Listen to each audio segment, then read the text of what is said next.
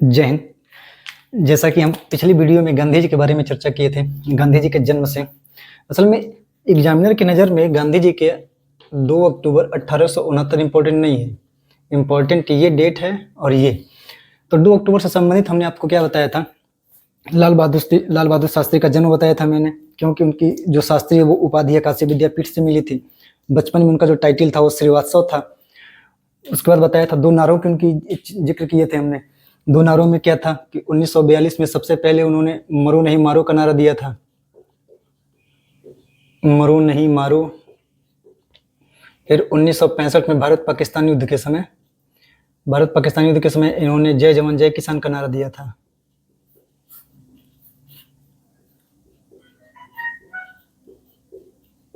जय जवान जय किसान। असल में ये नारा इसलिए दिया गया था क्योंकि जब 1965 में भारत पाकिस्तान का युद्ध जब चल रहा था ना, तो अमेरिका वाले ने भारत को मतलब युद्ध बंद करने के लिए धमकी दिया था कि बंद नहीं करेंगे तो हम गेहूं नहीं देंगे आपको। तो उस समय अमेरिका का जो राष्ट्रपति था, नाम लिख लीजिए इसका,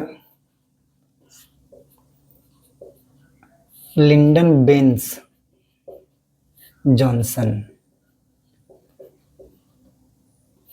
तो यही उस समय का ये राष्ट्रपति था। असल में इसका जो समय काल देखेंगे तो 1963 से लेके 1969 तक था। तो इसी ने मना किया था। असल PL-18 योजना चलती थी, जिसके तहत मतलब उसमें विकासशील देशों को अमेरिका गेहूं देता था। तो इसने मना कर दिया कि अगर आप युद्ध बंद नहीं करेंगे तो हम गेहूं नहीं देंगे। तो लाल बहादुर शास्त्री ने मतलब कहा था, तुम दो या ना दो, हम तुम्हारी क्या नाम है अंडर प्रेशर नहीं आएंगे, तुम्हारे दबाव में नहीं आएंगे, हम युद्ध नहीं बंद करेंगे।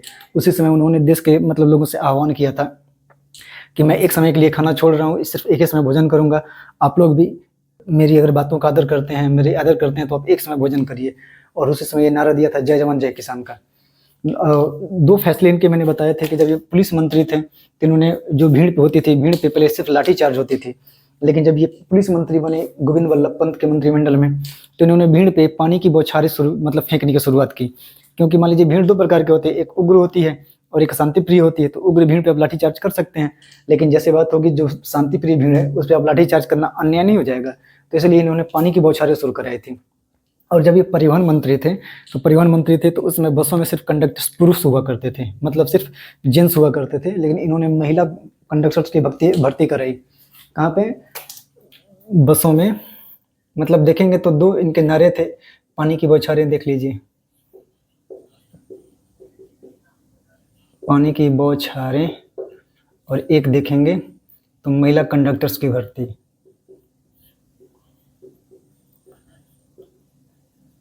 महिला कंडक्टर्स की भर्ती।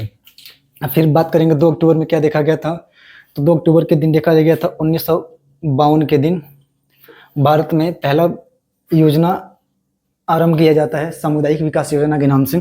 और सामुदायिक विकास योजना ये था ना कि भारत में जितने भी मतलब आज वर्तमान योजनाएं देख रहे हैं ना, उन सभी योजनाओं का ये जनक है। क्योंकि ये कहते हैं कि शुरू होने वाला सबसे पहली अगर भारत में कोई योजना शुरू हुई है तो यही सामुदायिक विकास योजना 2 अक्टूबर 1952 को शुरू हुआ था। और फिर हमने देखा था पहले तो ये लाल बहादुर शास्त्री का 1904, इसको नोट कर लीजिए, 1904, 1952। फिर देखेंगे 2007 में हमने क्या बताया था, अंतर्राष्ट्रीय अहिंसा दिवस की शुरुआत। असल में 15 जून 2007 को एक संयुक्त राष्ट्र महासभा में एक मतदान पारित किया जाता है, जिसमें ये तय किया जाता है, जिसमें 140 से अधिक देशों के सदस्य थे, जिसमें ये मतलब तय किया जाता है कि आने वाले मतलब 2 अक्टूबर के दिन लगभग 3.5 महीने बाद आप देखेंगे तो 15 मई के दिन ये प्रस्ताव पास मतलब मतदान हुआ था, 15 जून 2007 के दिन। और 2 अक्टूबर 2007 को ये दिन तय किया गया था कि गांधी जयंती पे हम दुनिया वाले पहली बार अंतर्राष्ट्रीय अहिंसा दिवस मनाएंगे। अब बात करेंगे फिर 1869 में हमने क्या चर्चा किया था आपसे। 1869 में हमने चर्चा किया था कस्तूरबा गांधी का जन्म, जो कि गांधी से 6 महीने बड़ी थी, तो अप्रैल महीने में हुआ था। फिर हमने चर्चा किया था कि भारत का पहला जो बजट पेश हुआ था जेम्स विल्सन द्वारा। तो पूछा जाएगा कि भारत में सबसे पहला बजट किसने पेश किया, तो जेम्स विल्सन ने। भारत में पहला बजट जेम्स विल्सन ने किस वर्ष पेश किया, तो 1869 में। और 1869 से एक डेटा हमने आपको ये भी बताया था कि अब स्वेज नहर के बारे में थोड़ा जानकारी ले लें। ये जो स्वेज नहर है इसका उद्घाटन हुआ था, स्वेज नहर का उद्घाटन देखेंगे हमने मैप के थ्रू बताया था कि भूमध्य सागर और ये लाल सागर, इन दोनों को जोड़ने वाली जो नहर है ये स्वेज नहर, जो कि मिस्र इसका रख रखाव करता है। और बताया था हमने कि 2 अक्टूबर के दिन 1906 में 2 अक्टूबर 1906 के दिन एक व्यक्ति की मृत्यु होती है जिनका नाम था राजा रवि वर्मा। राजा रवि वर्मा वो शख्स होते हैं जिन्होंने भारत में जो मंदिरों में देवी देवता पहले रहते थे, वो आमजन, जो हम भारतीय हैं वो आमजन के घर में नहीं रहते थे, क्योंकि हम लोगों को मंदिर में प्रवेश करने का वैसे अधिकार भी नहीं था। लेकिन इन वैसल में इनका जो जन्म हुआ था ना, वो 29 अप्रैल के दिन हुआ था। 29 अप्रैल 1848 में इनका जन्म हुआ था। और 2 अक्टूबर 1906 के दिन इनकी मृत्यु हो जाती है। नाम था राजा रवि वर्मा।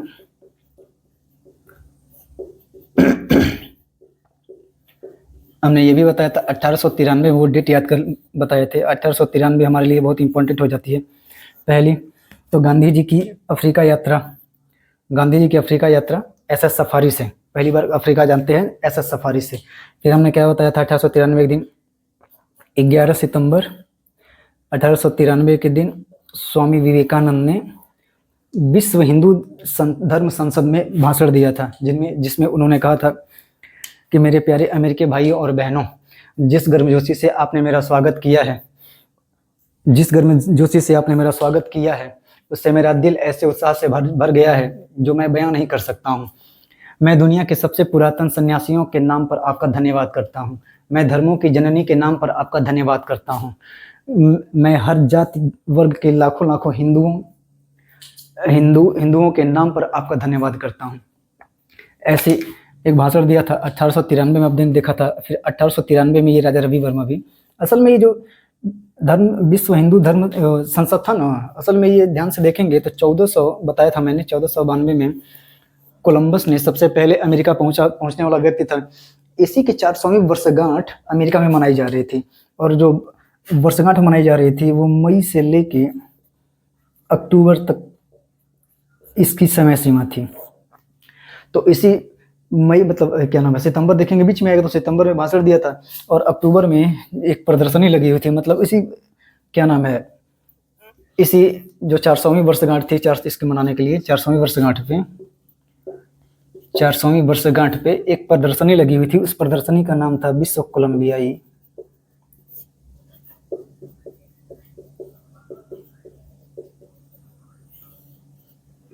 कोलंबियाई प्रदर्शनी, जो कि शिकागो में हुआ था। सबको पता है कि स्वामी विवेकानंद शिकागो में ही भाषण दिए थे। तो विश्व कोलंबियाई प्रदर्शनी में इन्होंने 10 चित्र भेजे थे राजा रवि वर्मा ने। उन 10 चित्रों में इन्होंने गोल्ड मेडल भी जीता था, 3 गोल्ड मेडल जीते थे। और दुनिया ने पहली बार देखा था भारतीय देवी देवताओं के चित्रों को, कि दुनिया ने देखा था कि भारतीय देवी देवता कितने सुंदर रहते हैं, हाथ में कंगन रहते हैं, कान में कुंडल रहते हैं, सोने चांदी से आभूषण वस्त्र रहते हैं। कुछ देवी देवताओं के 4 हाथ हैं, किन्हीं को 2 हैं। आप दुर्गा जी को देख लीजिए, 10 हाथों वाली हैं। राम जी, लक्ष्मण जी, कृष्ण जी, हनुमान जी, जो शंकर भगवान है। देवी देवताओं में देखें तो दुर्गा जी हैं, लक्ष्मी जी हैं, काली जी हैं, सरस्वती जी हैं, पार्वती जी हैं। इन सारों लोगों का चित्रण जो है ना, ये राजा रवि वर्मा ने किया है। आपके घरों में, हमारे घरों में जो हमारी मम्मी चाहे फिर आपके मम्मी माता पिता जो भी हैं, जो पूजा पाठ करते हैं ना, जो पेंटिंग देखते हैं ना, वो सारी पेंटिंग इन्हीं की देन है। नहीं, नक्काशी थी, पहले मूर्ति थी, बताया था कल के वीडियो में डिटेल से कल के वीडियो में डिटेल से जानकारी दी है इसके बारे में। तो असल में एक विष्णु जी का मंदिर मिला था, वो 28,000 वर्ष पुराना था। वो मूर्ति था, दीवारों पे नक्काशी, पत्थरों पे नक्काशी हुआ करती थी। लेकिन ये जो पेंटिंग होती है, चित्रकारी होती है, फोटो बनाने का जो मतलब प्रारूप होता है, वो इन्होंने शुरू किया देवी देवताओं का। काफ़ी अच्छे असल इनकी हम डिटेल क्लास लेके आएंगे। इनका लगभग आधे घंटे की क्लास हो जाएगी। इनमें हम बताएंगे कि इन्होंने राजा रजवाड़ों के चित्र बनाई थी। ये वियना में फर्स्ट प्राइज पाने वाले व्यक्ति थे। इन्होंने मद्रास में ललित कला अकादमी जब चल रही थी प्रदर्शनी, उसमें इन्होंने फर्स्ट प्राइज प्राप्त किया था। इनको जो गायकवाड़ थे, सयाजी गायकवाड़ जी थे, उन्होंने इनको एक महल दिया था स्टूडियो बनाने के लिए, जो वर्तमान में मतलब तत्कालीन समय में बकिंगम पैलेस से 4 गुना बड़ा था। बकिंगम पैलेस जो होता है उससे 4 गुना बड़ा था। तो ये तो डिटेल थी कल की क्लास की। तो आज हम जानकारी देंगे आपको स्थान के बारे में। थोड़ी इसकी सफाई कर दी जाए। तो आज हम बात करेंगे थोड़े से इनके जन्म स्थान के बारे में। वैसे गांधी जी का जन्म स्थान पर पूछा जाए तो सबको पता है पोरबंदर। पोरबंदर। असल में थोड़ा सा अब एक मैप देख लीजिए थोड़ा सा इसके बारे में।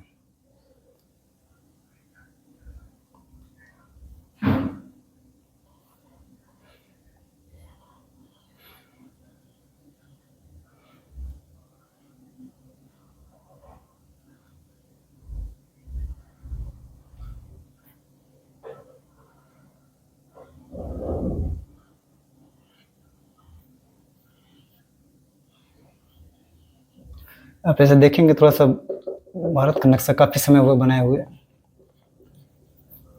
तो यही आपका गुजरात, ये है पोरबंदर, ये है आपका नवानगर और यही है आपका जूनागढ़ और ये है राजकोट। तो सबसे बड़ी चीज़ जो ये जन्म स्थान है ना, तो ये पोरबंदर है, सबको पता है। लेकिन क्या पोरबंदर में जाने से, पोरबंदर तो एक जिला है ना, जैसे हम आज बात करें अपने जिले के बारे में, महाराजगंज के बारे में, तो महाराजगंज कितना बड़ा सेक्टर है, एक जिला है ना। कोई एक मूल जगह होनी चाहिए ना, जहाँ मतलब किसी के मतलब अगर पहचान बताना हो तो अगर जन्म स्थान के बारे में बात करें तो सबसे पहले बात करेंगे पोरबंदर की। पोरबंदर तो सबको पता है, तो पोरबंदर में वो जगह कहाँ है, तो उस जगह की बात करेंगे तो हम बात करेंगे सुदामापुरी की। सुदामापुरी, अरे जो हमारे कृष्ण भगवान हैं, जो उनके सखा थे सुदामा जी, अरे वही जो चना चुरा के खाते खाया करते थे। अरे वो अब कृष्ण लीला देखेंगे तो उसमें सारी चीजें आपको बताई गई हैं। तो सुदामापुरी, मतलब ये सुदामापुरी इसलिए है कि जो कृष्ण भगवान हैं, उनके जो सखा हैं, उनके मित्र हैं, उनका जन्मस्थल है सुदामा जी का जन्मस्थल है सुदामापुरी। और इस सुदामापुरी में एक जगह है, और उस जगह में जो आज गांधी जी के जन्म स्थान को हम जानते हैं, वो कीर्ति मंदिर के रूप में जानते हैं। अब कीर्ति मंदिर को ध्यान से देखेंगे तो कीर्ति मंदिर पहले तो मंदिर है ही, ध्यान से देखेंगे तो संग्रहालय है, वो संग्रहालय। इस देखेंगे तो एक स्मारक है, मंदिर है, स्मारक है, संग्रहालय है। अब इसमें ध्यान से देखेंगे तो इसका निर्माण से सवाल बनता है, निर्माण। फिर देखेंगे तो इसका आर्थिक दान, मतलब आर्थिक सहयोग किसने, जब पैसे की कमी पड़ी तो आर्थिक मदद देख लिया जाए, आर्थिक मदद किसने दी। फिर देखेंगे हम शिल्पकार के, शिल्पकार। फिर देखेंगे उद्घाटनकर्ता के, उद्घाटनकर्ता। तो सबसे पहले अगर मंदिर की बात करें तो इसका निर्माण, असल में ध्यान से देखेंगे तो 1942, जब बताया था ना पिछले क्लास में, 1942 में 8 अगस्त के दिन गांधी जी ने करो या मरो का नारा दिया था। 9 अगस्त के दिन अंग्रेजों ने ऑपरेशन जीरो आवर स्टार्ट करके भारत के उच्च स्तर के जितने भी नेता हैं उनको कैद करके जेल में बंद कर दिया था, और गांधी जी को आगा खां पैलेस में बंद किया गया था। और 1942 में बंद किया गया था। 1944 में कस्तूरबा गांधी की मृत्यु हो जाती है, तब इनको मतलब बताया जाता है। उसके बाद जब ये 1944 में रिहा होते हैं तो ये पोरबंदर की जनता इनके सम्मान में, इनके जो मतलब जन्म स्थान है, उनका जो ये घर था इनका कीर्ति मंदिर, बाद में कीर्ति मंदिर का नाम पड़ा, पहले तो इनका घर था। ऐसा जो घर था ना, ध्यान दें, इनके जो दादाजी 1771 में, जब इनके अगले क्लास में जब इनके पूर्वज और रियासत के बारे में डिस्कस करेंगे तो ये सारी डिटेल में जानकारी देंगे। वैसे बता दें 1771 में इन्होंने एक घर खरीदा था और उसमें फिर नया निर्माण करवाया था। वो 22 मंजिला मकान था, 22 कमरे का मकान था, 22 कमरे और 3 मंजिला मकान था वो। और जब ये 1944 में जब ये आज़ाद हुए आगा खां पैलेस से, तो यहीं के जनता ने इनके घर को एक स्मारक के तौर पे बदलने के लिए गांधी जी से आवेदन का प्रार्थना किया। गांधी जी मान भी गए, जो सरकारी कागजात थे, जो हस्तांतरण की प्रक्रिया थी, उसको पूरी भी कर दी है गांधी जी ने। उसके बाद इस मंदिर का निर्माण कार्य शुरू हुआ था। तो निर्माण कार्य शुरू हुआ था 1947 में। किसने शुरू कराया था? दरबार गोपाल दास देसाई। आर्थिक मदद की, असल में इन्होंने जब निर्माण कार्य शुरू कराया था तो पैसे की कुछ कमी पड़ गई थी, फिर आर्थिक मदद किए थे नानजी भाई कालिदास मेहता। नानजी भाई कालिदास मेहता ने, जो इसके शिल्पकार थे, आर्किटेक्चर। तो आर्किटेक्चर की बात करेंगे तो इनका नाम याद कर लीजिएगा, पुरुषोत्तम भाई मिस्त्री। उद्घाटन करता, असल में 47 में बनना शुरू हुआ था 1950 में बनकर तैयार हो गया था और 27 मई 1950 के दिन उद्घाटन हुआ। किसने किया था? सरदार वल्लभ भाई पटेल ने।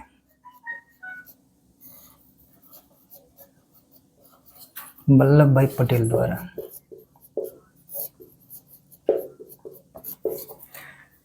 तो ध्यान से देखेंगे तो गांधी जी का जन्म स्थान पोरबंदर, अगर थोड़ा सा और अंदर घुस के पूछे तो सुदामापुरी, और एकदम पिन पॉइंट अगर पूछे तो कीर्ति मंदिर। कीर्ति मंदिर कब बनना शुरू हुआ था? 1947 में। किसने निर्माण कराया, कार्य शुरू कराया? दरबार गोपाल दास देसाई ने। आर्थिक मदद किसने दी? नानजी भाई कालिदास मेहता ने। शिल्पकार कौन थे इसके, मतलब डिजाइन कौन दिया था, आर्किटेक्चर मॉडल को तैयार किया था? तो पुरुषोत्तम भाई मिस्त्री ने। उद्घाटनकर्ता कौन थे? 27 मई 1950 के दिन सरदार वल्लभ भाई पटेल ने इसका उद्घाटन किया था। तो ये जानकारी हो गई आपकी स्थान से। अब थोड़ी सी जानकारी हम पूर्वज और रियासत दे दें। सिर्फ पूर्वज की हम बात करेंगे तो सबसे पहले अगर थोड़ा सा हल्का सा इसी पे दे रहे हैं आपको कि सबसे पहले अगर गांधी जी के पूर्वजों की अगर चर्चा की जाएगी तो लालजी की जाएगी। असल में लालजी जो है ना, इनका जन्म हुआ था 1674 में। गांधी जी का जन्म तो पोरबंदर में पता है, लेकिन जो ये लालजी हैं, गांधी हैं, इनका जन्म आप ध्यान से देखेंगे तो यहाँ पे है भावनगर। भावनगर में लगभग 17वीं शताब्दी के आखिरी में एक बंदरगाह हुआ करता था। उस बंदरगाह का नाम था घोघा बंदरगाह। घोघा बंदरगाह।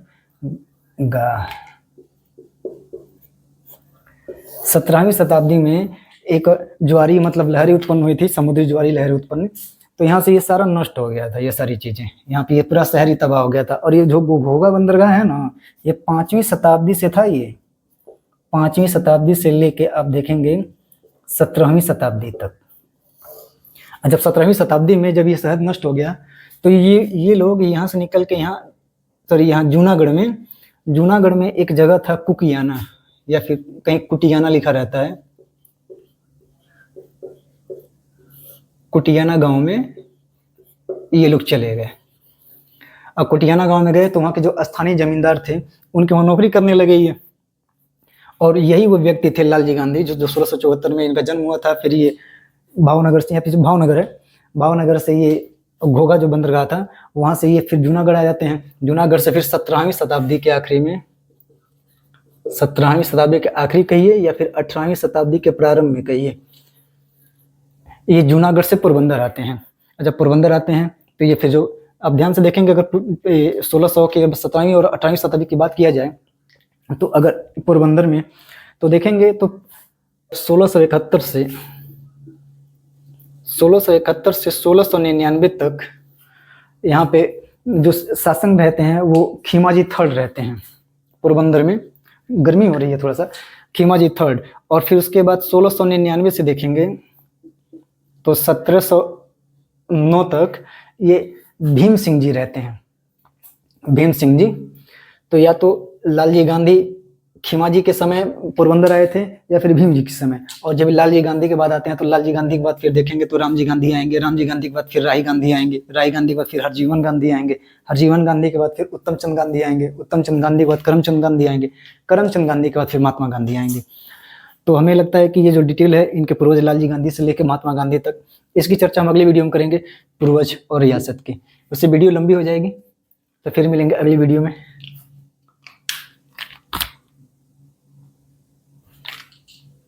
जय हिंद।